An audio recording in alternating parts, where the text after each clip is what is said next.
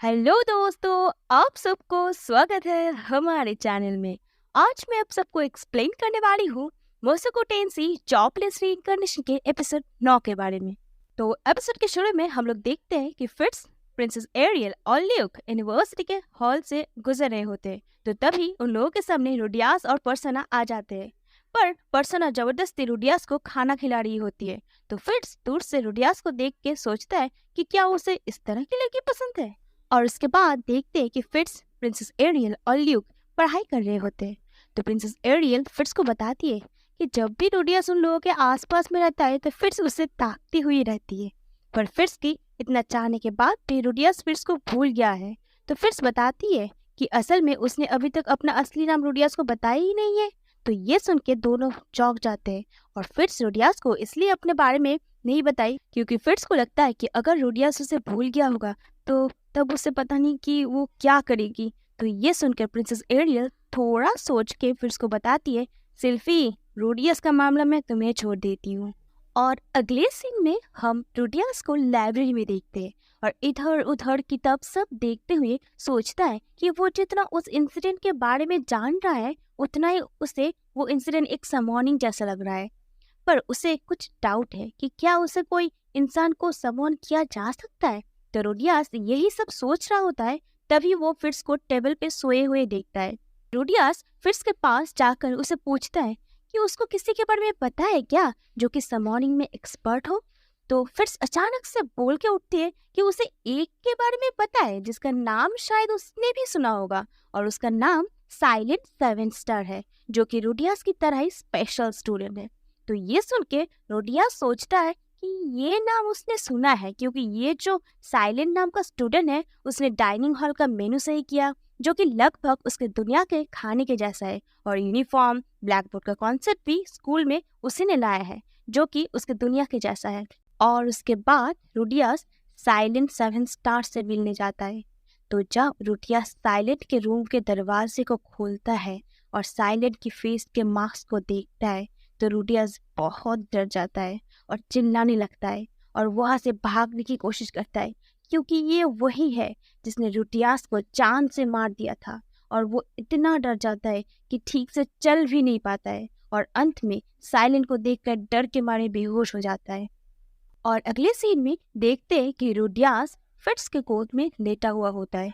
तो जब रुडियास को होश आता है तो वो सोचता है कि ये पहचाना पहचाना लग रहा है और उसके बाद उठ के बोलता है कि उसने एक भयानक सपना देखा कि एक लड़की सफेद मास्क पहन के हुई उसको जान से मारने की कोशिश कर रही थी।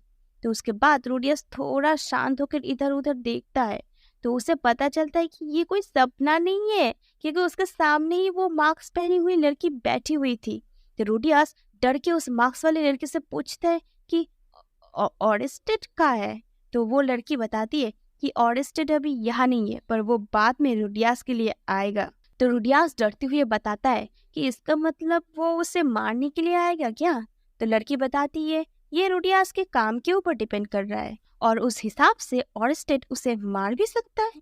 तो फिर उस मार्क्स वाले लड़की से पूछती है कि वो रुडियास को कैसे जानती है क्योंकि रुडियास उसे देखने बहुत घबरा गया है, मतलब कि उसने रुडियास के साथ कुछ भयानक की होगी। तो वो लड़की बताती है कि रुडियास को शायद ऑरेस्टेड से मिलने के बारे में याद आ गया होगा कि जब वो दोनों मिले थे तब ड्रैगन गॉड ने उसके साथ क्या किया था। और उसके बाद वो मार्क्स वाले लड़की रुडियास के पास जाती है और बोलती है वो 3 क्वेश्चन पूछेगी और उसका जवाब रुडियास सही सही दे। तो फर्स्ट क्वेश्चन में वो एक पेपर निकालती है और उसमें जापानीज में 2 नाम लिखा होता है। तो वो पूछती है कि क्या वो इसे समझ पा रहा है। और दूसरे क्वेश्चन में पूछती है कि क्या उसे ये लैंग्वेज पता है। और तीसरे में पूछती है कि इसमें रुडियास का नाम है क्या। तो रुडियास बताता है कि उसका नाम नहीं है और ये 2 नाम उसने सुना भी नहीं है। तो ये सुनकर वो मार्क्स वाली लड़की बोलती है कि इसका मतलब उसे इस लैंग्वेज के बारे में पता है। तो फिट्स रुडियास से पूछती है कि ये कौन सी लैंग्वेज है। तो वो लड़की बताती है कि वो और रुडियास एक ही जगह से है और ये लैंग्वेज वहाँ का है। तो ये सुन के फिट्स हैरान हो जाती है क्योंकि फिट्स रुडियास का बचपन का दोस्त है और दोनों एक साथ बड़े हुए हैं और एक ही जगह से है, इसलिए ये हो नहीं सकता क्योंकि उस जगह में ये लैंग्वेज बोला नहीं जाता है। तो उसके बाद वो लड़की अपना मार्क्स खोलती है, तो उसके चेहरे को देखकर रोडियास को याद आता है कि पिछले लाइफ में उसने इसी लड़की को देखा था जहाँ पर एक ट्रक इस लड़की से टकराने वाला होता है। और उसके बाद वो लड़की उसकी अपनी नाम बताती हुई कहती है कि उसका नाम नानाहोशी शिजुका है और वो जापानीज है। और उसके बाद रोडियास से पूछती है कि वो कहाँ से, अमेरिका से या यूरोप से। और वो बोलती है कि उस समय रोडियास का जान बचा के उसने सही काम की है और वो रोडियास से उसका असली नाम जानना चाहता है। तो रोडियास ही बताता है। तो ये सुनकर शिजुका रोडियास को घबराने के लिए मना करती है क्योंकि वो उसी के साइड में है और बोलती है कि उसे अच्छा लग रहा है ये सोचकर कि वो अकेली नहीं है जिसको पृथ्वी से इस दुनिया में भेजा गया है। और उसके बाद शिजुका रोडियास को बोलती है कि एक साथ काम करने के लिए, जिससे वो दोनों अपने असली दुनिया में लौट पाए। तो रोडियास बताता है कि वो अपने पुराने दुनिया में वापस नहीं जाना चाहता। तो इसी समय पास में बैठी हुई फिट्स दोनों को बोलती है कि वो दोनों उस लैंग्वेज में बात करें जिससे वो भी समझ पाए, क्योंकि वो लोग जापानीज में बात कर रहे होते, जो लैंग्वेज फिट्स को पता नहीं है। तो शिजुका बताती है कि उसे इस दुनिया में कोई इंटरेस्ट नहीं है। तो रोडियास बताता है कि ये सच है कि शिजुका जिस दुनिया से आई हुई है वो भी उसी दुनिया से आया है, पर इस दुनिया को वो पसंद करता है क्योंकि यहाँ पर वो बचपन से बड़ा हुआ है और उसका यहाँ फैमिली फ्रेंड्स सब है।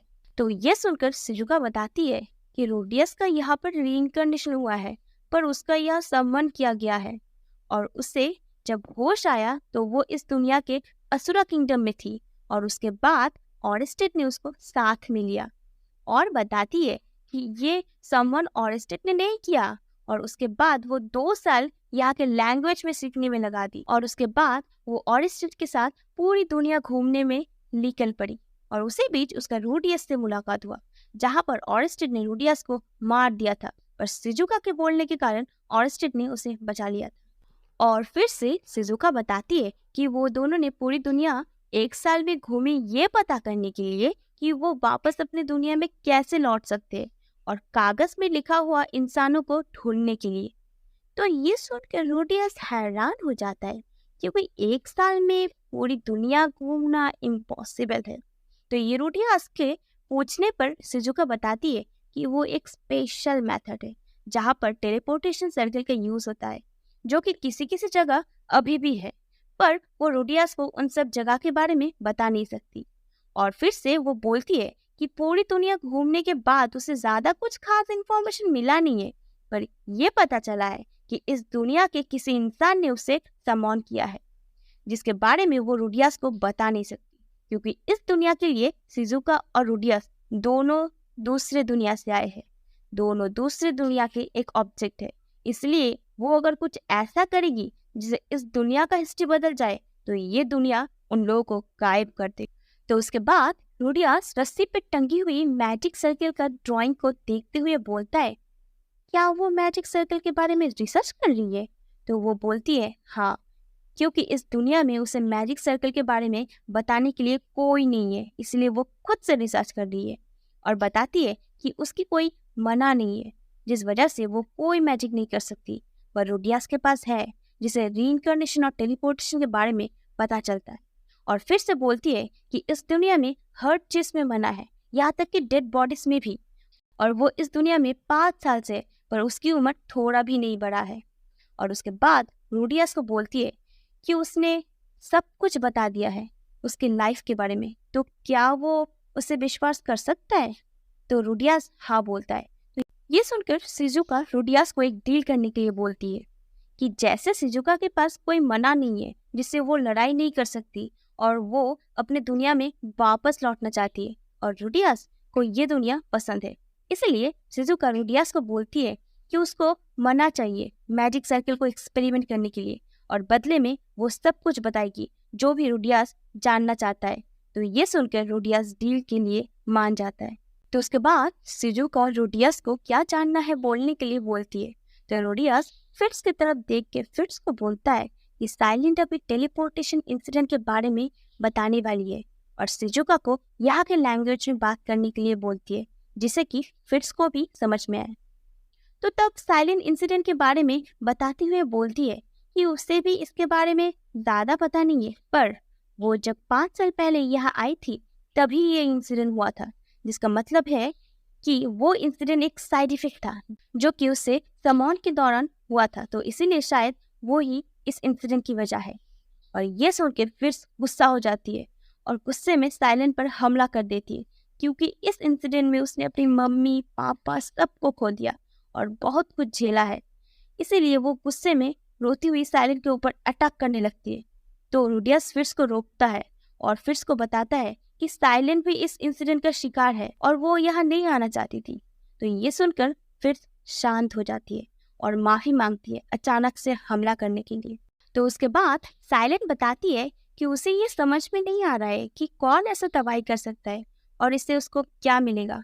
उसके बाद साइलेंट बताती है कि उसे आइडिया है कि इसका कारण क्या हो सकता है।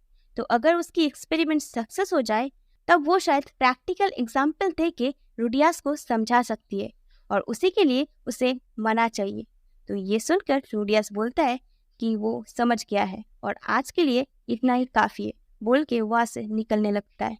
और अगले सीन में देखते हैं कि रूडियास और फिट्स दोनों एक साथ अपने अपने रूम में लौट रहे होते हैं।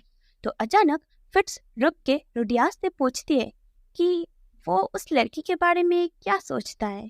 तो रूडियास बताता है असल में उससे भी उस लड़की के बारे में कुछ गड़बड़ लग रहा है, पर अभी के लिए वो उस पर विश्वास कर रहा है। तो ये सुनकर फिट्स बोलती है कि अच्छा है। तो फिर से दोनों चलने लगते हैं और जाते जाते रूडियास बोलता है कि उसे पता है फिट्स उसके लिए चिंता कर रही है। उसके लिए वो फिट्स को धन्यवाद जताता है। तो ये सुनकर फिट्स शर्मा के बोलती है कोई बात नहीं। और इसी के साथ यहाँ पर ये एपिसोड खत्म होता है। अगर आपको ये वीडियो पसंद आए तो लाइक कर दो और नए हो तो सब्सक्राइब कर दो और यहाँ तक बने रहने के लिए धन्यवाद। तो फिर से मिलते हैं अगले एपिसोड।